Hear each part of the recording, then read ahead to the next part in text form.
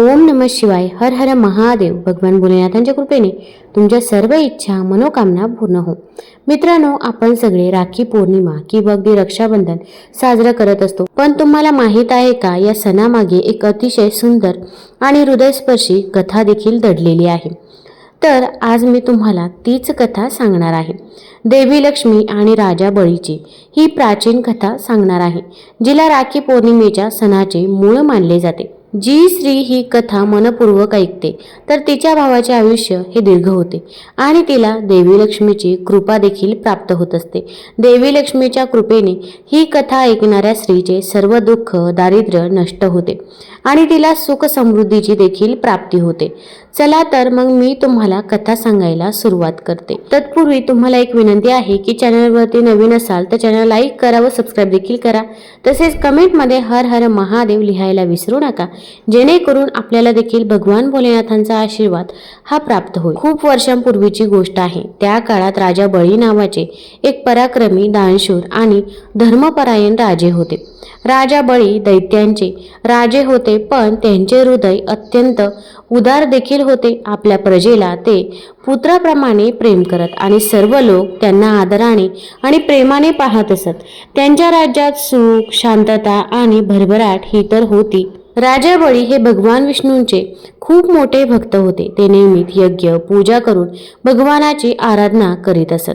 त्यांच्या भक्तीने प्रसन्न होऊन देवही त्यांच्यावरती अनुग्रह हे ठेवत असत. एकदा राजा बळीने एक महान यज्ञ आयोजित केला. त्या यज्ञाच्या यशस्वी पूर्णतेमुळे त्यांची कीर्ती त्रिलोकांत देखील पसरली. देवेंद्र इंद्रालाही भय वाटू लागले की बळीराजाच्या वाढत्या सामर्थ्याने स्वर्ग सिंहासनाला धोका देखील निर्माण होऊ शकतो. देवगणांनी भगवान विष्णूकडे मदत देखील मागितली. भगवान विष्णूंनी बळीराजाची परीक्षा घेण्याचे ठरवले. त्यांनी वामन अवतार धारण केला. एक लहानसा तेजस्वी ब्राह्मण बटूचा वेश देखील घेतला. वामन अवतारातील भगवान विष्णू बळीराजाच्या राजधानीत प्रकट झाले, जिथे राजा बळी यज्ञकर्माने दानधर्म करत होते. तो ब्राह्मण बालक पाहताच बळीराजाने आदराने त्याचे स्वागत देखील केले आणि म्हणाले, बाळ, तुला माझ्याकडून काय हवं आहे तर ते सांग. मी तुझे इच्छित दान नक्कीच पूर्ण करीन. छोट्या वामनाने विनम्रपणे हसून उत्तर दिले, महामना राजा, मला काहीही मोठे नको आहे. आपण फक्त 3 पावले जमीन दान द्या. राजा बळीला आश्चर्य वाटले की हा लहानसा बटू फक्त 3 पावले जमीन का मागतो आहे, पण आपल्या दानशूर स्वभावानुसार त्यांनी तत्क्षणी होकार देखील दिला. हे ब्राह्मण कुमार, मला मनापासून आनंद आहे. तुला दान देता यावे 3 पावले नव्हे तर 3 गावे मागशील तरी ते देखील देईन. इतके म्हणताच वामन अवतार धारी विष्णूंचे रूप अचानक विशाल होत गेले आणि अगणित उंच देखील वाढत गेले आणि विराट रूप धारण करून उभे राहिले. पहिल्या पावलात त्या विराट वामनाने धरती मोजली. दुसऱ्या पावलात आकाश व्यापले.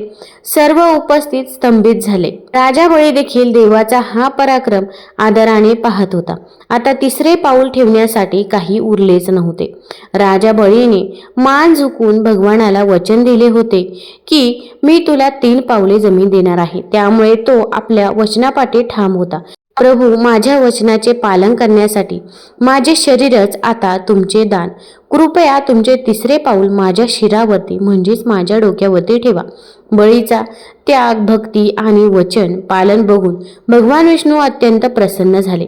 त्यांनी तिसरे पाऊल हलकेच बळीराजाच्या मस्तकावर ठेवले आणि त्याला पाताळ लोकात पाठवले देखील. मात्र भगवान विष्णूंनी आनंदाने बळीराजाला वरदान दिले की तो अमर राहील आणि पाताळ लोकातही स्वर्गासमान वैभव प्राप्त करून राज्य करेल. इतक्यावरच भगवान विष्णू थांबले नाही. त्यांनी बळीराजाला सांगितले, तुझ्या भक्तीने मी अत्यंत प्रसन्न झालो आहे. तू माझ्याकडे काही वर मागू शकतोस. बळीराजा नम्रपणे म्हणाला, प्रभू, आपण सदैव माझ्या जवळ राहा. मला असा आशीर्वाद द्या की जागृत असताना किंवा निद्रेत मला प्रत्येक क्षणी आपले दर्शन घडो. भगवान विष्णूंनी हा वरदान मान्य केलं. आपल्या भक्तासाठी त्यांनी आपल्या वैकुंठ लोकाचा त्याग करून काही काळ बळीराजाच्या राज्यात राहावे लागणार होते. पण भगवान आपल्या भक्तांच्या प्रेमाखातर सर्वस्व देण्यास सदैव तयार असतात.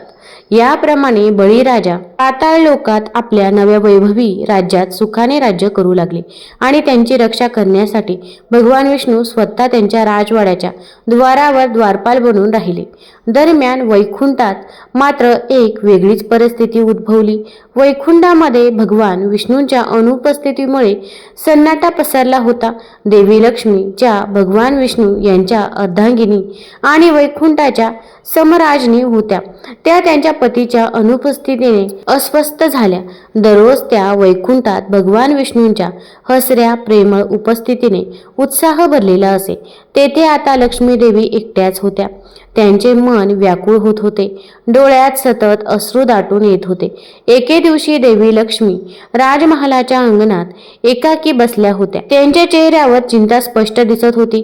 त्यांना त्यांचे प्रिय भगवान विष्णू केव्हापासून दिसले नव्हते. त्या मनात विचार करू लागल्या, कुठे गेले असतील माझे प्रभू? ते माझ्या विना सुखरूप तरी आहेत ना? तेवढ्यात आकाश मार्गात नारद मुनी भ्रमण करत जात असताना लक्ष्मी देवींनी त्यांना पाहिले. लक्ष्मी देवींनी नम्रतेने हाक मारली, नारद मुनी थांबा, कृपा करून माझे बोलणे ऐका. नारद मुनी तत्काळ थांबले आणि वैकुंठात देवी लक्ष्मी समोर हजर देखील झाले. हात जोडत त्यांनी विचारले, काय आज्ञा देवी? देवी लक्ष्मीच्या डोळ्यात आसवे तरळत त्या व्याकुळ स्वरात म्हणाल्या, नारद मुनी, आपण सर्वत्र फिरता, मला इतके दिवस माझे स्वामी भगवान विष्णू दिसलेले नाहीत. ते कुठे आहेत? ते सुखरूप आहेत का? कृपया मला हे तरी सांगा. तेव्हा नारद मुनींनी आपल्या वीणेचा हलका नाद करत शांतपणे उत्तर दिले, देवी, चिंता करू नका. तुमचे स्वामी सुखरूप आहे. ते सध्या पाताळ लोकात आहे. पाताळ लोकात माझे स्वामी तिथे काय करत आहेत ते कृपया मला सांगा. लक्ष्मी देवीने आश्चर्याने आणि काळजीने विचारले.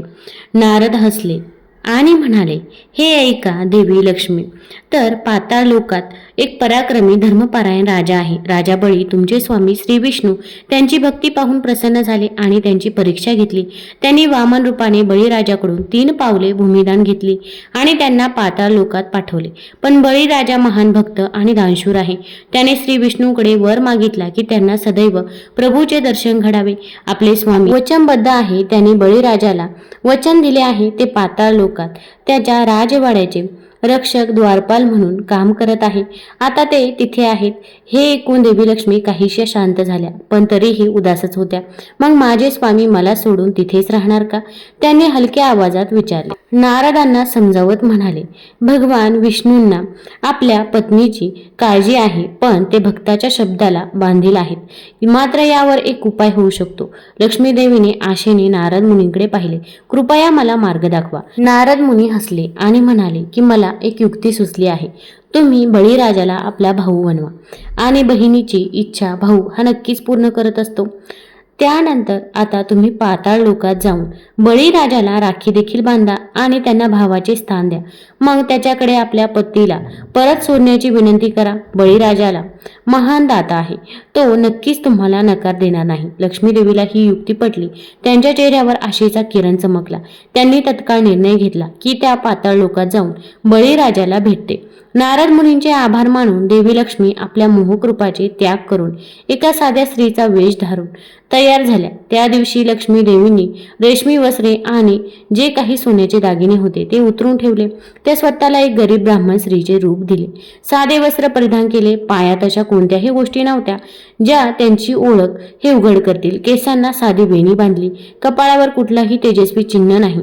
तसेच आपल्या तेजोमय स्वरूपाला साध्या स्त्रीच्या रूपामागे लपून देवी लक्ष्मीने पाताळ लोकात जाण्याचा निर्धार देखील केला.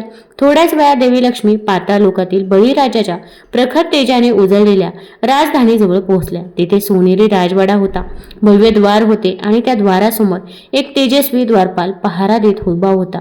खरं तर तो द्वारपाल दुसरा कोणी नसून तर ते श्री विष्णू होते, पण सामान्य मानवाच्या वेशात ते उभे होते. देवी लक्ष्मीने त्यांच्याकडे एक कटाक्ष टाकला.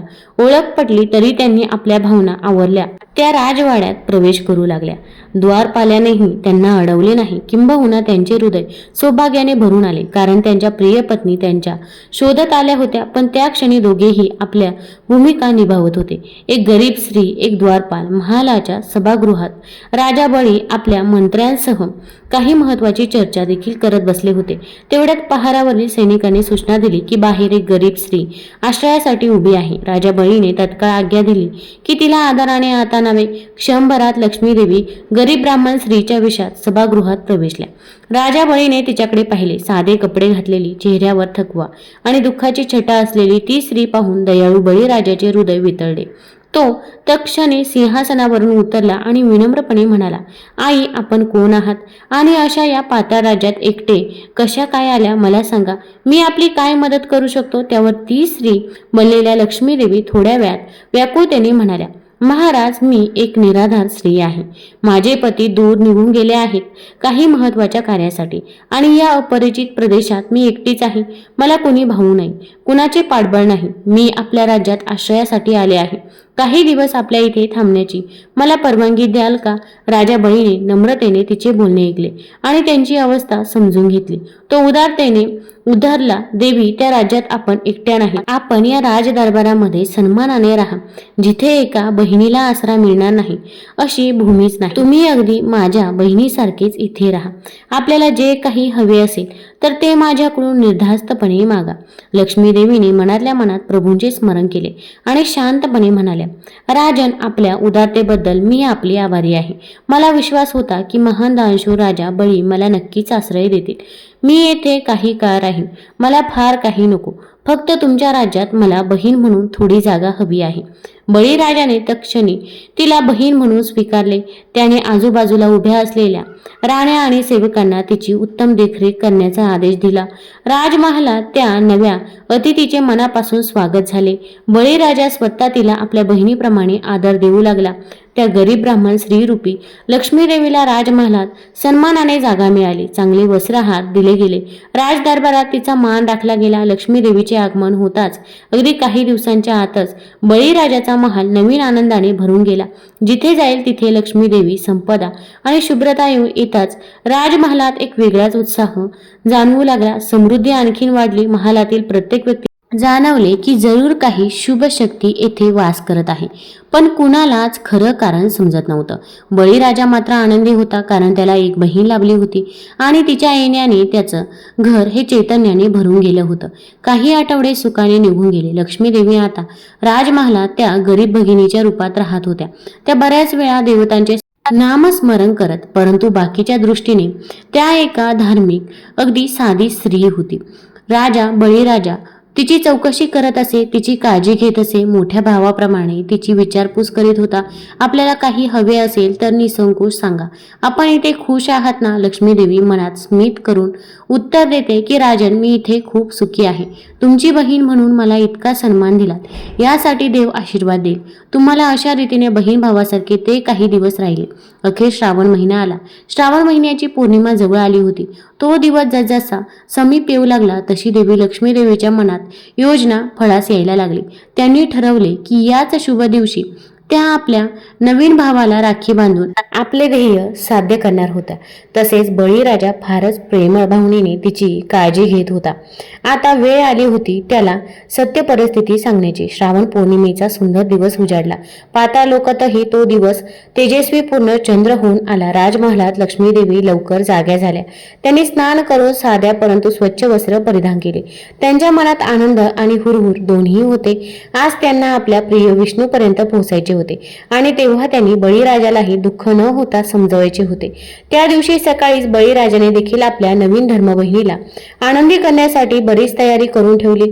त्याला बहिणीच्या रूपात लाभलेल्या त्या स्त्रीवर मनापासून माया जडली होती. तो तिला बहीण मानत होता आणि या पौर्णिमेच्या दिवशी तिच्या हातून राखी बांधून घेण्यास तो सुद्धा उत्सुक झाला होता. त्याने दरबार सजवला. फुलाच्या तोरणांनी महाल हा सुशोभित केला. भेट म्हणून काही वस्त्रे आणि दागिने, मिठाईचे ताट तयार करून ठेवले. जरी ती गरीब स्त्री असली तरी आता ती राजदरबारातील आदरणीय भगिनी झाली होती. लक्ष्मीदेवीने ताटात दिवा ओवाळण्यासाठी आरतीची थाळी, अक्षदा आणि राखीची सुंदर दोरी घेतली. तसेच डोळ्यांनी त्यांनी देवाला मनोमन प्रार्थना केली की सर्व काही सुरळीत पार पडावे. पुरणपोळी आणि लाडूचा सुवास दरवळला होता.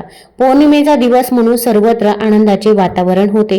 राजदरबारात बळीराजाने मानांचे आसन घातले होते आणि आपल्या बहिणीची वाट पाहत होता. शेवटी तो शुभ क्षण आला.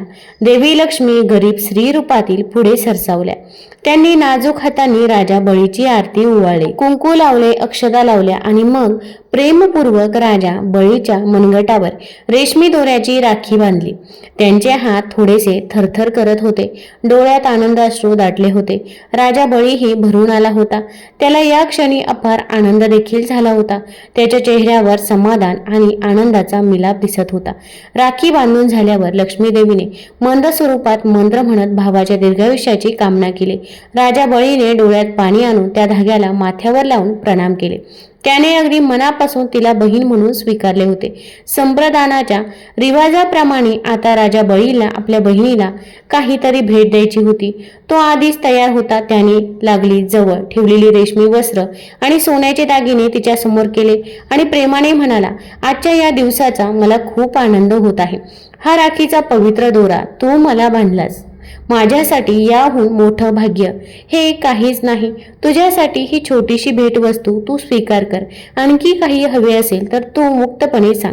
तुझा भाऊ अजिबात कमी पडू देणार नाही. लक्ष्मी देवीने त्या वस्त्रभूषणांकडे एक दृष्टी टाकली पण नम्रपणे म्हणाली, महाराज, मला तुमचे बहीण मानलंच हेच माझ्यासाठी मोठे वरदान आहे. या मौल्यवान वस्तूंची मला काही गरज नाही. राजा बळी हसत म्हणाला, अगं, देणं घेणं हे प्रेमाचं प्रतीक आहे. लाजू नकोस, मला आनंद होईल तुला काही देऊ शकल्यास. हे ऐकून लक्ष्मी देवीने शांत स्वरामध्ये उत्तर दिलं, राजन, जर तुम्हाला मला काही द्यायचेच असेल तर मी माझी एक इच्छा सांगू का? नक्कीच सांग ना. बहीण तुझी इच्छा पूर्ती करणारच तर माझे कर्तव्यच आहे. बळी म्हणाला. हसत हसत लक्ष्मी काही क्षण गप्प राहिल्या. सभागृहातील सगळेजण त्यांच्याकडे उत्सुकतेने पाहू लागले. अखेर लक्ष्मी देवीने धीटपणे सर्वांना ऐकू जाईल असा आपला आवाज केला आणि म्हणाल्या, राजा बळी, मी तुम्हाला भाऊ मानले आहे आणि भाऊ बहिणीच्या रक्षणासाठी वाटेल ते करायला तयार असतो. बरोबर? राजा बळी थोडासा आश्चर्यचकित झाला या विचित्र प्रश्नाने, पण तो तत्परतेने म्हणाला, निसंदेह बहीण, तू विचार करून बोल. मला सांग, काय हवे आहे तुला? तुझ्या आनंदासाठी मी सर्व काही देईन. त्यावर लक्ष्मी देवी उठून उभ्या राहिल्या. त्यांनी आपल्या बोटाने दरवाजाकडे इशारा केला. सर्वांचे लक्ष त्या दिशेने वळले. दरवाजाजवळ रखवलेला उभ्या असलेल्या द्वारपालाकडे बोट दाखवत त्या ठामपणे म्हणाल्या, मला माझा पती हवा आहे. क्षणभर तिथे शांतता देखील पसरली. राजदरबारातील प्रत्येक जण थक्क झाला. राजा बळी सुद्धा अगदी शांत झाला. त्याने काही क्षण काहीच समजेना. बळीराजा चकित होऊन विचारू लागला, तुझे पती कुठे आहेत? तुझे पती मी कसे देऊ तुला? तुझे पती? लक्ष्मी देवीने पुन्हा त्याच दिशेने पाहिले जिथे द्वारपाल उभा होता आणि हलके स्मित केले. त्या क्षणी द्वारपालाचे रूपांतर हळूहळू बदलू लागले. गरीब ब्राह्मण स्त्रीचा वेश घेतलेल्या लक्ष्मी देवीचे अंगावरचे साधे वस्त्र अदृश्य होऊ लागले. त्यांच्या जागी सोनेरी दागिने आणि वस्त्र देखील आले. सुशोभित अशी देवी प्रकट झाली. आता महालाच्या प्रवेशद्वाराजवळील द्वारपालाचेही तेजस्वी रूप दिसू लागले. तो कोणी दुसरा नसून साक्षात भगवान विष्णू आपल्या चतुर्भुज रूप धारण करून उपस्थित होते. देवी लक्ष्मी आणि भगवान विष्णूंचे हे दैवी रूप पाहताच सभागृहात एकच जल्लोष आणि आश्चर्याची लाट पसरली. राजा बळीला सत्य उमगले होते. तो भारावून गेला. देहभर रोमांच उभे राहिले. क्षणभर तो स्तब्ध देखील उभा राहिला. मग तत्परतेने खाली उतरून हात जोडत दंडवत करत म्हणाला, प्रभू. देवी लक्ष्मी तो कृतज्ञतेने आणि आश्चर्याने म्हणाला, आज तर धन्य झालो मी. माझ्या भाग्याचे द्वार खुलते. स्वर्ग जणू माझ्या दारी आला आहे. राजा बळी समोर भगवान विष्णू पुढे आले आणि प्रेमाने त्याला हातात आधार देऊन उभं केलं. ते नरम स्वरात म्हणाले, उठा, तुम्ही माझे प्रिय भक्त आहात. आज आम्ही तुमची परीक्षा घ्यायला नाही तर तुमच्या निस्वार्थ प्रेमाचे बंधन मान्य करायला आलो आहोत. बळीराजाच्या डोळ्यातून आनंदाश्रू ओघू लागले. तो म्हणाला, प्रभू, मीच वेडा. मला ठाऊकच नव्हते की माझी ही लाडकी बहीण स्वतः लक्ष्मी देवी आहे आणि जो द्वारपाल माझे रक्षण करत होता तर तो तुम्ही स्वतः होता. माझ्यासारखं भाग्यवान कोण असेल? पण देवी, तुला माझ्यामुळे अनेक दिवस इथे राहावे लागले. तुमच्या पतीपासून दूर राहावे लागले. माझी चूक चूक झाली असे म्हणत त्याने अपराधी भावनेने लक्ष्मी देवींना वाकून वंदन केले. लक्ष्मी देवींनी प्रेमाने त्याला थांबवत म्हणाल्या, राजन, यात तुमची काहीही चूक नाही. तुम्ही तुमच्या भक्तीने प्रेमाने माझे पती प्राप्त केले होते आणि त्यांनीही भक्ताचे मान ठेवून तुमची इच्छा देखील पूर्ण केली. पण मला माझ्या पतीची आठवण येत होती, त्यामुळेच मला इकडे यावे लागले. तुम्ही मला बहीण मानून जो मान दिला ते माझे भाग्य होते. भगवान विष्णू पुढे बोलले, बळीराजा, आज तुझ्या उदार मनाने निरपेक्ष प्रेमाने आमचे स्वागत केलेस. तुझ्या बहिणीच्या इच्छेसाठी सर्वस्व देऊन टाकलंस, त्याबद्दल मी तुझा अधिक ऋणी आहे. तू आधी सर्व काही दान केलं होतंस, आज माझी मुक्तताही तू आनंदाने देत आहेस. तू खरोखर दानशूरांच्या शिरोमणी आहेस. राजा बळीने नम्रपणे म्हणाला, प्रभू, आपल्यासारख्या सर्व शक्तिमान देवाला बांधून ठेवण्याचा माझा हेतू अजिबातही नव्हता. मी फक्त आपले सानिध्य हवे होते. पण आता मला कळाले की देवी लक्ष्मी यांना आपल्या विरहाने दुःख झाले, तेव्हा माझे कर्तव्यच आहे की मी तुम्हाला निरोप द्यावा. त्यांच्या डोळ्यात अश्रू ठेवून मी माझा आनंद कसा बघू शकतो. मी आपल्याला मुक्त करतो आणि आपण वैकुंठात परत जा आणि देवीसह सुखाने राहा. हे म्हणताना राजा बळीचा कंठ दाटून आला, तरीही त्याने स्वतःला सावरले. भगवान विष्णू व लक्ष्मी देवी दोघेही त्याच्याकडे प्रेमाने बघत होते. लक्ष्मी देवीने पुढे येऊन बळीराजाच्या कपाळावर प्रेमाने हात फिरवला आणि आशीर्वाद दिला की माझ्या भावाला सर्व सुख लाभो, तुझ्या राज्यात सदैव समृद्धी आणि शांती देखील नांदो. भगवान विष्णू म्हणाले, राजन, तू इच्छाशक्तीने मला स्वातंत्र्य दिलेस, म्हणून तू मला जो वर मागशील ते मी देणारच. मग काय हवं आहे तुला? मग राजा बळी काही क्षण विचार करू लागला. तो मग्न झाला आणि मग म्हणाला, प्रभू, तुम्ही दोघे जा, हाच माझ्यासाठी आनंद आहे. फक्त एकाच गोष्टीची विनंती आहे, कधीतरी माझी आठवण येईलच ना. तुम्हाला वर्षातून किमान एकदा तरी या माझ्या राज्याला आपल्या पावन उपस्थितीने पवित्र कराल का? मला जाणवेल की माझी बहीण लक्ष्मी आणि आपण अजून माझ्या जवळ आहात. भगवान विष्णू मनोमनी हसले आणि म्हणाले, तथास्तु. तू बळी वर्षातील काही काळ मी तुझ्याकडे अवश्य येईल. तुझे राज्य धनधान्याने भरून देईल आणि श्रावण पौर्णिमेच्या दिवशी आम्ही दोघेही तुला आवर्जून आठवण काढून. राजा बळीचे समाधान झाले. तो पुन्हा एकदा दोघांच्या चरणी नतमस्तक झाला. त्यावेळी सभागृहातील सर्व लोकांनी जय श्री विष्णू, जय लक्ष्मी माता, जय जय राजा बळी अशा जयघोषात वातावरण भरून टाकले. आणि या पवित्र प्रसंगाची साक्ष देण्यासाठी खुद्द देवगणही आकाशातून पुष्पवृष्टी करू लागले, अशी दंतकथा सांगितली आहे. यानंतर भगवान विष्णू आणि देवी लक्ष्मी बळीराजाचा निरोप घेऊन पुन्हा वैकुंठात परतले. वैकुंठात लक्ष्मी देवी आपल्या पतीला परत पाहून अत्यंत आनंदित झाल्या. त्यांनी भगवान विष्णूंना वचन दिले की जसा राजा बळी त्यांचा भाऊ झाला तशीच मी मानावी. लोकांमध्ये प्रत्येक वर्षी त्या दिवशी बंधू भगिनींचा हा सण साजरा करण्याची प्रेरणा देईल, जेणेकरून प्रत्येक बहिणीला भावाचे आणि प्रत्येक भावाला बहिणीचे महत्त्व कळेल, त्यांच्या नात्याचे रक्षण मूल्य असेल. मित्रांनो, या दिवसापासून श्रावण पौर्णिमेचा दिवस राखी पौर्णिमा किंवा रक्षाबंधन म्हणून साजरा केला जाऊ लागला. या दिवशी बहीण आपल्या भावाच्या मनगटावर प्रेमाचा आणि विश्वासाचा पवित्र धागा मानतात. हा फक्त दोरीचा तुकडा नसून त्यामागे असते निस्वार्थ प्रेम, त्याग आणि एकमेकांच्या रक्षणाचे वचन. अशी ही लक्ष्मी आणि बळीराजाची कथा आपल्याला शिकवते की आपले नाते रक्ताच्या नात्यापेक्षाही विश्वास आणि प्रेमाच्या धाग्याने विणलेले असू शकते. देवी लक्ष्मीने जिच्यासाठी पतीला सोडवण्यासाठी युक्ती लढवली, त्या बळीनेही तिला बहिणीचे प्रेम दिले आणि तिच्या सुखासाठी स्वतःच्या इच्छेचा त्याग केला. या दिव्य बंधनामुळेच आपल्याला कळते की प्रेम आणि विश्वास यांनी कोणतेही दोन जीव भावबंध बंधनात जोडले जाऊ शकतात. तर ही होती राखी पौर्णिमेच्या सणामागील प्राचीन कथा. आजही आपण लक्ष्मी देवी आणि राजा बळीच्या त्या पवित्र भावबंधनाचे स्मरण करून रक्षाबंधनचा सण मोठ्या उत्साहाने आणि प्रेमाने साजरा करतो. भाऊ बहिणीचे हे अतूट प्रेम सदैव फुलत राहू ही शुभेच्छा. तर मित्रांनो, ही कथा तुम्हाला कशी वाटली कमेंट करून नक्की सांगा. तसेच व्हिडिओ आवडला असेल तर चॅनलला लाईक करा, सबस्क्राईब करा, मित्रपरिवारासोबत जरूर शेअर करा. धन्यवाद.